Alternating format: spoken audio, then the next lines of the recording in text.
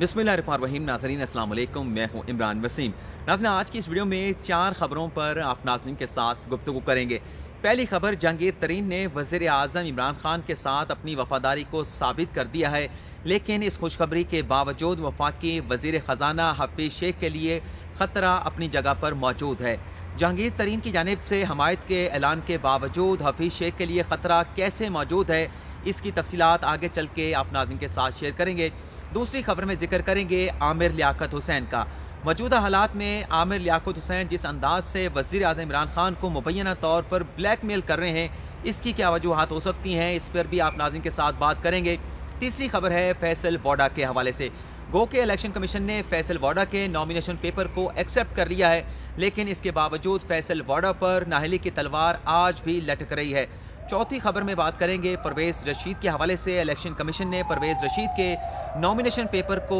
Reject कर दिया है, लेकिन परवेज़ रशीद ने अपने नॉमिनेशन पेपर मुस्तरद होने का इल्ज़ाम बराह रास्त वज़ीर आज़म इमरान खान पे लगा दिया है। परवेज़ रशीद ने इमरान खान पे क्या इल्ज़ाम लगाया है, इस पर भी आप नाज़रीन के साथ बात करेंगे। तो ये आज की हमारी 4 खबरें हैं, जिसकी तफसीलात आप नाज़रीन के साथ मैं शेयर करूँगा। तो सबसे पहले बात कर लेते हैं कि जहांगीर तरीन ने वज़ीर आज़म इमरान खान के साथ अपनी वफ़ादारी को कैसे साबित किया है। नाज़रीन, जहांगीर तरीन के हवाले से आज मीडिया पर एक बयान सामने आया है, एक खबर सामने आई है, जिसमें यह बताया गया है कि वफाकी वज़ीर ख़जाना हफीज़ शेख की जानिब से जहांगीर तरीन के साथ रब्ता किया गया। इस रब्ते में हफीज़ शेख ने सेनेट के इंतखाबात में जहांगीर तरीन से मदद मांगी है, तावन मांगा है। एग्जैक्टली खबर क्या है, वो खबर आप नाज़रीन को मैं पढ़ के सुना देता हूँ। पहले इस खबर में ये लिखा गया है कि तहरीक इंसाफ के उम्मीदवार अब्दुल हफीज़ शेख का जहांगीर तरीन के साथ रब्ता। यहाँ पर आप नाज़रीन को मैं ये क्लियर कर दूँ कि हफीज़ शेख ने रब्ता जो है वो टेलीफोनिकली जहांगीर तरीन के साथ नहीं किया था। इस्लामाबाद में एक जगह पर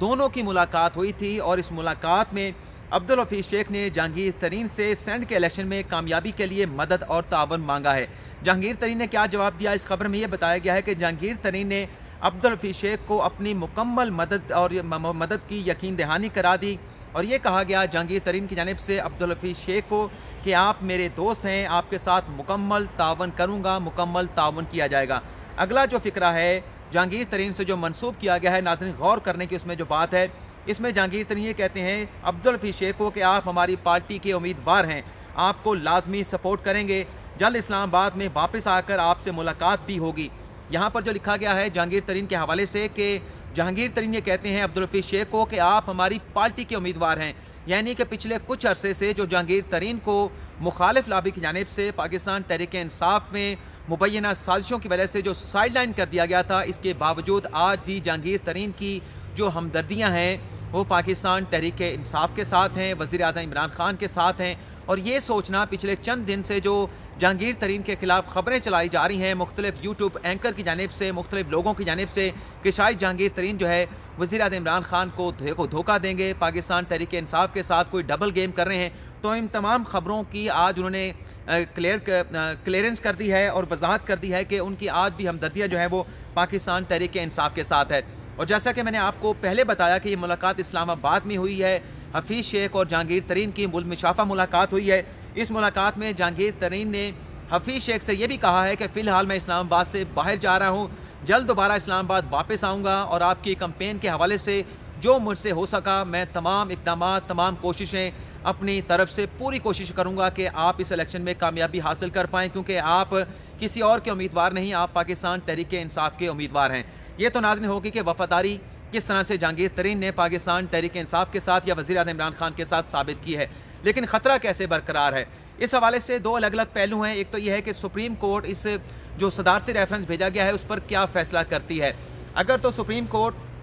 सेनेट के इलेक्शन को ओपन बैलेट में कन्वर्ट कर देती है, ट्रेसेबल बैलेट के हवाले से हुक्म दे देती है, तो अब तो हफीज़ शेख के लिए जो मुश्किलात हैं वो खासी ज़्यादा कम हो जाएंगी। लोगों को जो अरकान असम्बली है ओपन बैलेट के ज़रिए वोट देना होगा, पता चलेगा कि कौन सा रुकन जो है वो पार्टी डिसिप्लिन को फॉलो कर रहा है, कौन सा रुकन जो है वो पार्टी डिसिप्लिन को फॉलो नहीं कर रहा। लेकिन यहाँ पर भी कुछ लोगों की जानिब से ये चहमोगियाँ की जा रही हैं कि अगर सेनेट के इलेक्शन को सुप्रीम कोर्ट की जानिब से ओपन कर दिया जाता है तो इस सूरत में वो लोग जो फैसला कर चुके हैं कि उन्होंने पैसे बनाने ही बनाने हैं, उन्होंने अपना वोट बेचना ही बेचना है, तो अगर वो पहले 2 करोड़ ले रहे थे तो ओपन बैलेट के बाद वो तकाजा करेंगे कि अब हमें 5 करोड़ चाहिए, हमें 6 करोड़ चाहिए, क्योंकि अब हमें वोट जो है वो सामने आकर देना होगा। पहले हम 2 करोड़ इसलिए मांग रहे थे कि हमने छुप कर वोट देना था। तो ये तो नाज़रीन एक सूरत हाल होगी। लेकिन अगर सीक्रेट बैलेट पर फैसला बरकरार रहता है, सुप्रीम कोर्ट कह देती है कि सेनेट का इलेक्शन सीक्रेट बैलेट के जरिए होगा, तो यहाँ पर फिर मुश्किलात बढ़ जाएंगी। एक तो कुछ लोग ये कह रहे हैं कि शायद जहांगीर तरीन जो है वो यूसुफ रज़ा गिलानी को सपोर्ट करेंगे। जहांगीर तरीन और यूसुफ गिलानी के आपस के ताल्लुकात हो सकते हैं, लेकिन जो बीच का जो ब्रिज है मखदूम अहमद महमूद, जिनकी अहलिया जहांगीर तरीन की, जिसकी हमशीरा जो है जहांगीर तरीन की अहलिया हैं, और मखदूम अहमद महमूद जो हैं वो यूसुफ रज़ा गिलानी के मामू हैं, तो मखदूम अहमद महमूद के साथ जहांगीर तरीन के ताल्लुकात कुछ ज़्यादा अच्छे नहीं हैं। तो यहाँ पर तो शायद यूसुफ रज़ा गिलानी को ज़्यादा हेल्प नहीं मिल पाएगी। लेकिन बताया जा रहा है कि जरदारी ने गिलानी को यह टास्क दिया है कि जो कौमी असम्बली के 4 आज़ाद अरकान असम्बली हैं, जिसमें 2 PTM के हैं, अली वज़ीर हैं, मोहसन दावड़ हैं, एक और हैं मोहम्मद नवाज़ शाह, सिंध से इनका ताल्लुक़ है, मीरपुर ख़ास से, और चौथे जो हैं वो सुल्तान या असलम भूटानी नाम से हैं, लसबेला गवादर से। तो इन चारों लोगों का टास्क दिया गया है आसिफ अली जरदारी की जानिब से यूसुफ रज़ा गिलानी को कि आप इन लोगों के साथ राब्ते करें, इनका वोट हासिल करने की कोशिश करें। और ये जो आज़ाद अरकान कौमी असम्बली हैं, जब से 2018 का इलेक्शन हुआ है, इन 4 अरकान असम्बली ने किसी भी पार्टी में शमूलियत अख्तियार नहीं की। आज भी इन्होंने अपनी आज़ाद हैसियत को बरकरार रखा हुआ है। दूसरी तरफ GDA का मामला है, ये टास्क भी आसिफ अली जरदारी को दिया गया है, और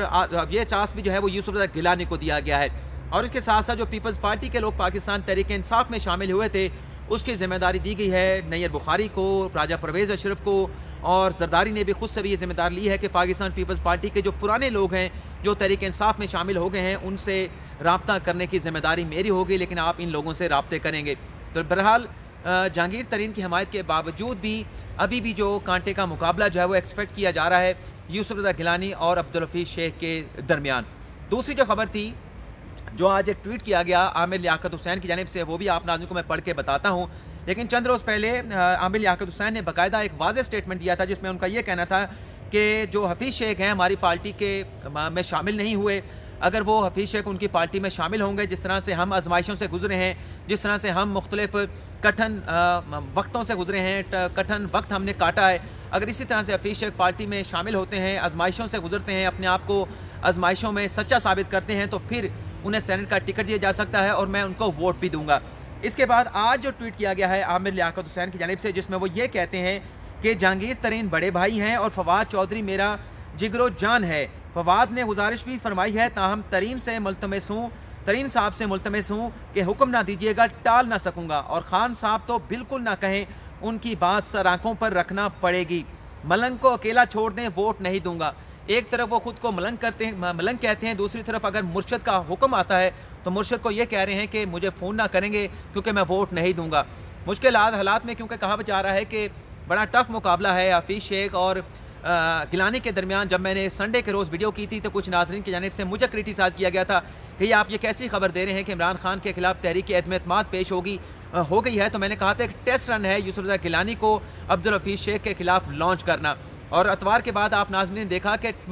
जितने भी नेशनल मीडिया है या यूट्यूबर्स के ऊपर यही बात की जा रही है कि यूसुफ रज़ा गिलानी को दरअसल लॉन्च करना जो है वो एक टेस्ट रन है कि इमरान खान के खिलाफ क्या हमारी तहरीक एतमाद कामयाब होगी या नहीं होगी। लेकिन ये जो आमिर लियाकत हुसैन कर रहे हैं, इससे बाज़ार ये नज़र आ रहा है कि एक तो अपनी अहमियत बढ़ाना चाहते हैं, अपनी वैल्यू बढ़ाना चाहते हैं, और इस तरह के हालात में जब उन्हें वज़ीर आज़म इमरान खान की बात पर लब्बैक करना चाहिए था, जब वो खुद को मलंग कह रहे हैं और इमरान खान को अपना मुर्शद मान रहे हैं, तो फिर मुर्शद ने जो फैसला कर लिया है उसके बाद फिर ऐसी बातें करने की गुंजाइश मौजूद नहीं थी। तो यहाँ पर सवाल ये पैदा होता है कि शायद अपने हल्के के डेवलपमेंट फ़ंड लेने के लिए, वहाँ के तरक्याती कामों के लिए फ़ंड लेने के शायद इस किस्म की अपनी बोली बढ़ाई जा रही है, अपनी वैल्यू को बढ़ावा दिया जा रहा है। तीसरी खबर नाज़रीन हासिल चाहता हूँ, तीसरी खबर है हमारी फैसल वाडा के हवाले से। फैसल वाडा के नॉमिनेशन पेपर एक्सेप्ट हो गए हैं, लेकिन उस पर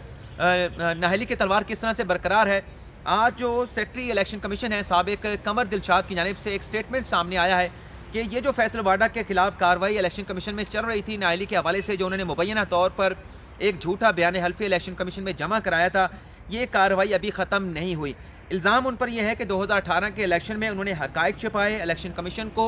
रिटर्निंग ऑफिसर को झूठा बयान हल्फी उन्होंने जमा कराया। नाज़रीन मुझे खांसी आ रही है, यहाँ पर थोड़ा सा मैं ब्रेक लेता हूँ, माफ़ कीजिएगा नाज़रीन, मुझे ब्रेक लेना पड़ा, बड़ा ज़रूरी था। अच्छा, कमर दिलशाद ये कहते हैं कि 2018 में उस वक्त के साबिक चीफ जस्टिस साकिर निसार की जानिब से जब जनरल इलेक्शन होने जा रहा था तो इलेक्शन कमीशन को ये कहा गया था